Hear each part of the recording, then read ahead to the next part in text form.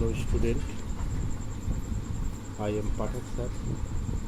Today we will learn the last poem, The Song of the Free, मोक्ष के गीत, composed by Swami Vivekanand, the greatest religious saint of India, who has been the great follower of Hinduism. Swami Vivekananda believes in Advaitavad, in which soul is depicted as a divine character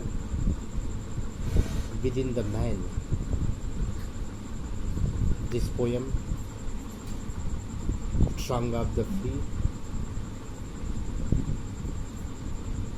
discloses the divine character presenting in the heart of all. According to poet, human life is full of suffering and pains,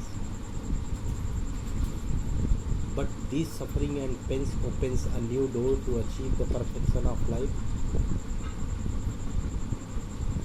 If we recognize the presence of divine character within ourselves, then we can achieve the great perfection in our life. According to poet, ups and downs in the life give us a new opportunity to show the best ability within ourselves, and it is our moral duty to have faith on God and our divine character existing in ourselves. यह प्रस्तुत कविता song of the free Bharat के महान धार्मिक गुरु स्वामी विवेकानंद द्वारा लिखी गई है। यह कविता कवि नवयुवकों को मॉरल संदेश दे रहे हैं, नैतिक संदेश दे रहे हैं कि जीवन से कभी निराश ना हो। कवि अद्वैतवाद के समर्थक थे, अद्वैतवाद के समर्थक रहे हैं, जिसमें व्यक्ति के अंदर उपस्थित आत्मा को डिवाइन कैरेक्टर के रूप में माना गया है और जीवन का अंतिम लक्ष्य उस डिवाइन कैरेक्टर को समझना और बुलंदियों को छूना है। कवि के अनुसार जीवन सुख और दुख से भरा हुआ है, अप एंड डाउन, उतार चढ़ाव लगे हुए रहते हैं, लेकिन हमें बिना निराश हुए आगे बढ़ते ही रहना है, क्योंकि हमारे अंदर डिवाइन कैरेक्टर व्याप्त है। हमारे अंदर एक विशिष्ट शक्ति विद्यमान है, जो व्यक्ति पहचान लेता है वह निरंतर ही आगे बढ़ता चला जाता है। तो कवि इस कविता के माध्यम से यह बताने की कोशिश करते हैं कि जीवन में जो उतार चढ़ाव आते हैं वह हमारे लिए अवसर के नए दरवाजे खोलते हैं और उससे हम एक नई दिशा की ओर बढ़ते चले जाते हैं। ऐसा तभी संभव है जब हम अपने अंदर की विद्यमान उस अलौकिक शक्ति का एहसास कर लेते हैं। कभी लोगों को, युवाओं को, नवयुवकों को संदेश दे रहे हैं कि यह हमारा कर्तव्य है कि हम उस शक्ति को पहचानें और पहचानने के बाद हम अपने अंदर की प्रतिभा को उकेरे लोगों के सामने प्रस्तुत करें। देखते हैं अब हम लोग कविता को। द वुंडेड स्नेक, कवि कह रहे हैं, स्वामी जी कह रहे हैं, the wounded snake its hood unfurls, the flame stirred up doth blaze, the desert air resounds the calls of hot lions race, the cloud put forth its deluge strength, when lightning cleaves its breast, when the soul is stirred to its inmost depth, great ones unfold their best। कवि कह रहे हैं, the wounded snake, घायल सर्प, it's hood unfurl, hood मतलब होता है fun, unfurl मतलब होता है खोलना। एक सर्प अपने फन को तब फैलाता है जब वह घायल हो जाता है, यानी विषम परिस्थिति में, विषम परिस्थिति का एहसास होने पर उससे लड़ने के लिए सर्प अपनी वास्तविक शक्तियों का प्रदर्शन करने लगता है, अर्थात वह अपने फन को फैला लेता है। The flame stirred up doth blaze, the flame कह रहे हैं क्या कि द फ्लेम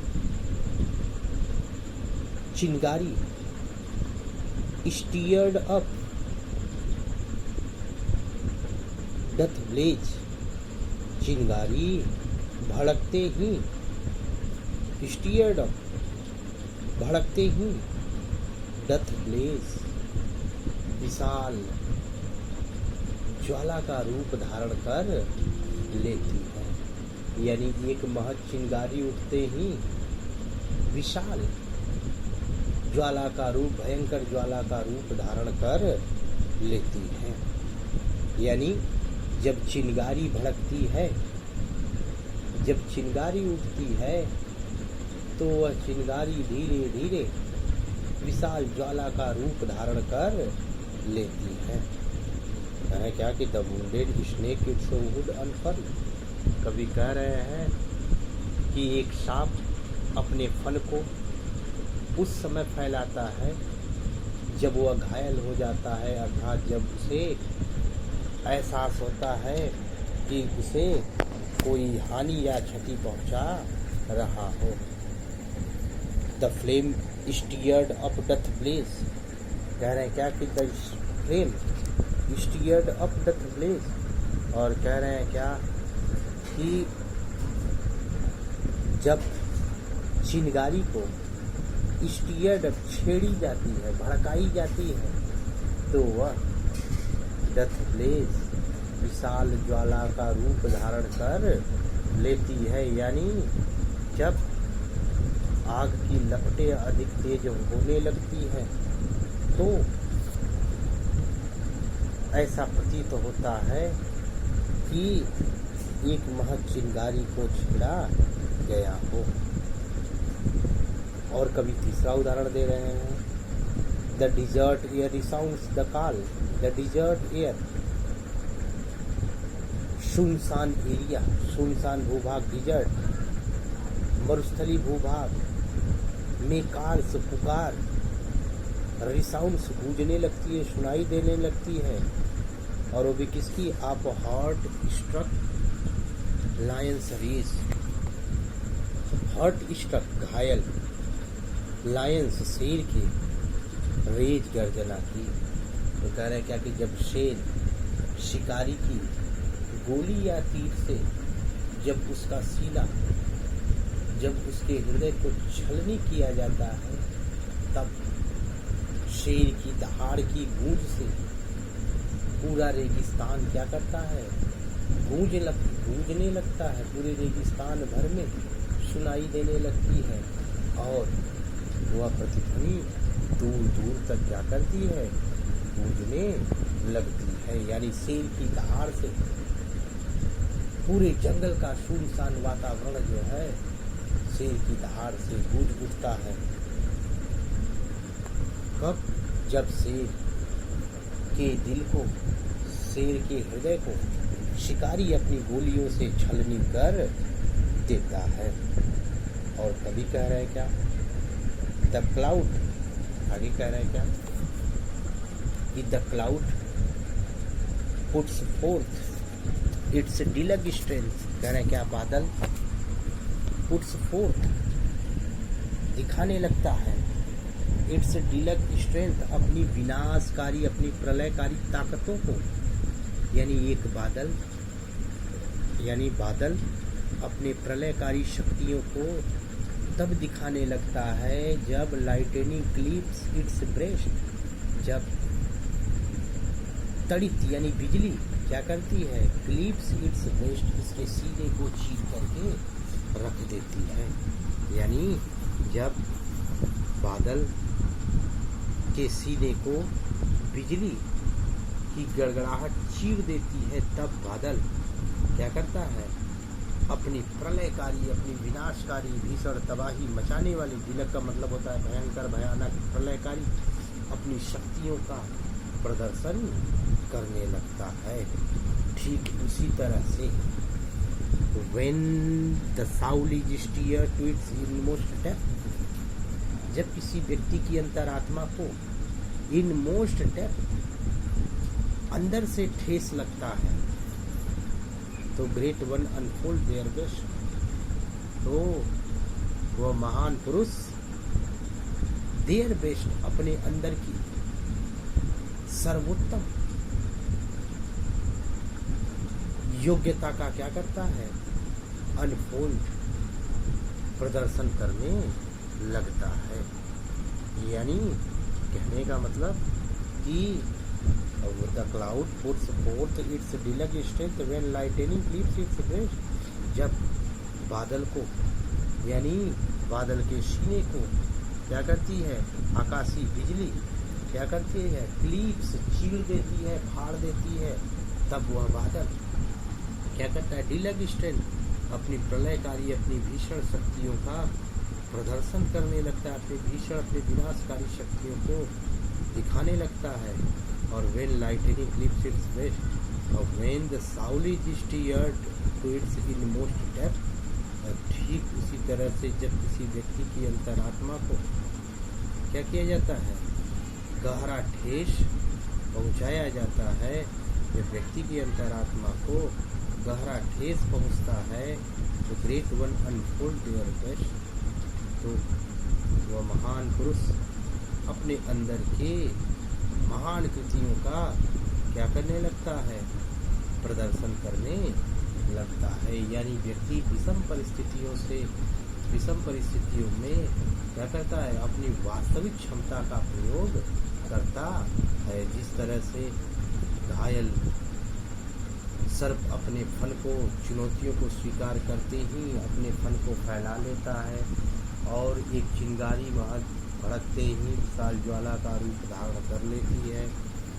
और जब शेर घायल हो जाता है तो उसकी दहाड़ से पूरा जंगल गूंजने लगता है। जिस तरह से बादल के सीने को, बादल के हृदय को, बादल के सीने को आकाशीय बिजली क्या कर देती है? फाड़ देती है, चीर देती है, तब वह बादल अपनी विध्वंसकारी शक्तियों का प्रदर्शन करने लगता है। ठीक उसी तरह से जब व्यक्ति की अंतरात्मा को गहरा ठेस लगता है, यानी जब व्यक्ति की अंतरात्मा को क्या किया जाता है?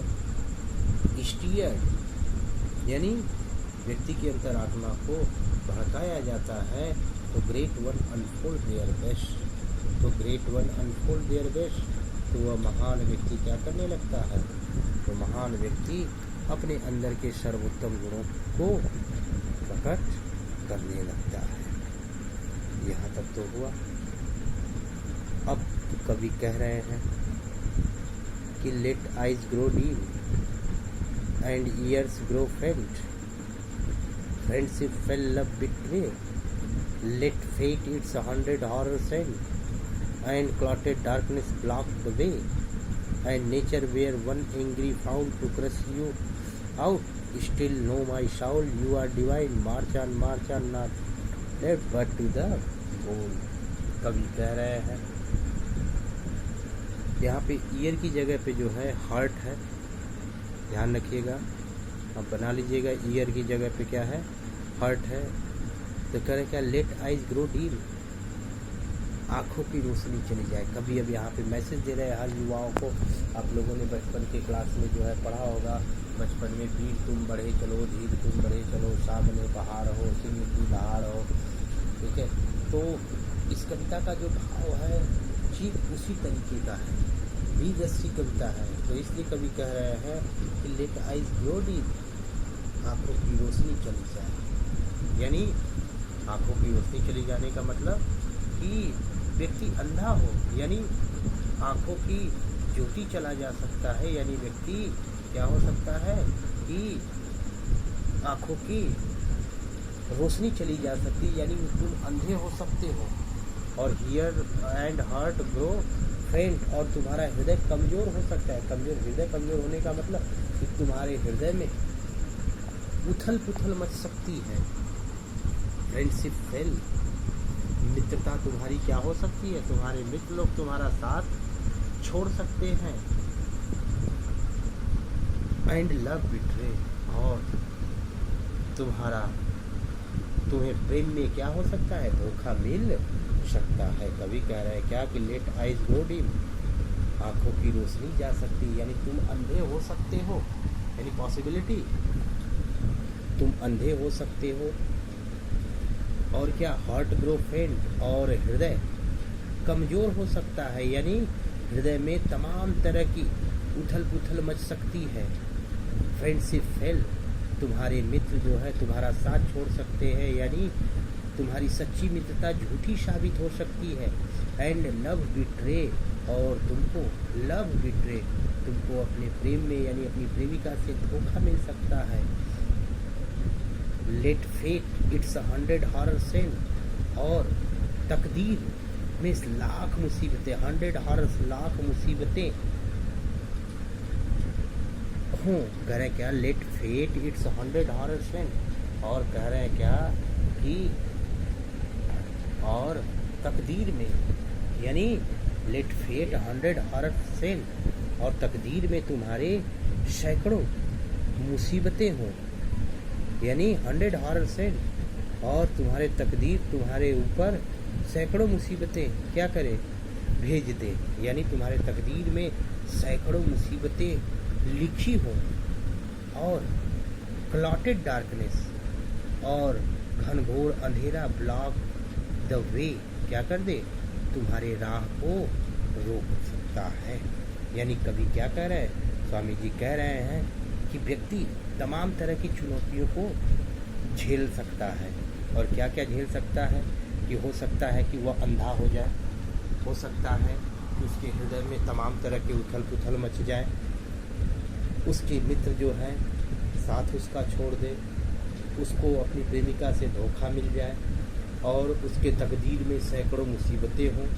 और क्लॉटेड डार्कनेस, घनघोर अंधेरा, यानी अज्ञानता जो है उसके राह बाधा बन करके आए, बाधा बन जाए। और nature wear one angry frown, और प्रकृति तो ऐसे नाराज हो, प्रकृति तो तुमसे ऐसी नाराज हो गई हो मानो कि टू क्रश यू आउट, आपको पूरी तरह से क्या कर देना चाहती हो, नष्ट नाबूद कर देना चाहती हो। कह रहे क्या कि और प्रकृति तो ऐसे नाराज हो गई हो, एंग्री फ्राउन, इतना यानी प्रकृति आपकी क्या हो गई हो, यानी आपका तकदीर आपसे ऐसे रूठा हुआ हो मानो कि टू क्रश यू आउट, आपको क्या कर देना चाहता हो, पूरी तरह से तबाह कर देना चाहता हो, पूरी तरह से बर्बाद कर देना चाहता हो। फिर भी यानी विषम परिस्थितियों के आने के बावजूद भी तुम ना हारो, ऐ मानव, ऐ युवा, तुम ना हारो, बल्कि तुम क्या करो, स्टिल नो माई शाउल। कह रहे क्या, स्टिल नो माई शाउल, तुम जानो यू आर डिवाइन, कि तुम्हारे अंदर अलौकिक शक्तियां विद्यमान हैं। अय मानो, अय नवयुवक, तुम समझो, तुम जानो, तुम पहचानो कि विषम परिस्थितियों के बावजूद भी तुम्हारे अंदर ईश्वरीय शक्ति विद्यमान है, जो तुमको क्या करती हो, जो उन विषम परिस्थितियों से लड़ने के लिए तुम्हें साहस प्रदान करती हो। यू आर डिवाइन, तुम जानो कि तुम्हारे अंदर ईश्वरीय शक्तियां विद्यमान है। अतः उस ईश्वरीय तत्व को पहचानो, और पहचानने के बाद मार चाल उनसे लड़ते हुए, जीवन की मुसीबतों से सामना करते हुए मार चाल बढ़ते रहो, नॉट राइट नॉट लेफ्ट, न तो दाएं न तो बाएं, अर्थात बिना विचलित हुए, बिना डरे, यानी उन चुनौतियों का सामना करते हुए बिना डरे, बिना भय के, बट टू द गोल, अपने जीवन के लक्ष्य की ओर बढ़ते ही चले जाओ। कह रहे क्या, यह मानो, तुम अपने अंदर की उस ईश्वरीय शक्ति पर भरोसा रखो, और तुम्हें यह जानना होगा कि तुम्हारे अंदर जो विद्यमान ईश्वरीय तत्व है, आत्मा है, वह ईश्वर का अंश है। और इसलिए तुम्हें क्या, अपने इरादों को नहीं त्यागना है, बिना विचलित हुए, बिना डरे हुए अपने लक्ष्य की ओर बढ़ते ही चले जाओ। अर्थात तुम ईश्वर तत्व की प्राप्ति के लिए निरंतर ही बढ़ते चले जाओ। अपने ध्येय को, अपने गोल को, अपने उद्देश्य का त्याग न। यहाँ पर कवि ने जो है अद्वैतवाद के उपासक हैं, इन्होंने आत्मा और परमात्मा के मिलन की बात कही है। यानी व्यक्ति का अंतिम जो लक्ष्य हो वह ईश्वर तत्व की प्राप्ति हो, वह अपने अंदर के विद्यमान ईश्वर तत्व को समझे, पहचाने और उसे जानने की कोशिश करें। यहाँ पर कवि ने यह बताया है कि जीवन में जो चुनौतियाँ आती हैं, यानी अंधा होना, और क्या, अंधा होना, हृदय में जो है नकारात्मक भावनाएं उत्पन्न होना, मित्र लोगों का साथ छोड़ देना, प्रेम में धोखा पाना, तकदीर नाराज हो, बार बार ठोकर खाने को आप मजबूर हो, फिर भी आप अपने अंदर के ईश्वर तत्व को पहचाने और बिना डरे, बिना भय किए, अपने लक्ष्य पर बिना त्याग किए हमेशा लक्ष्य की ओर ही बढ़ते चले।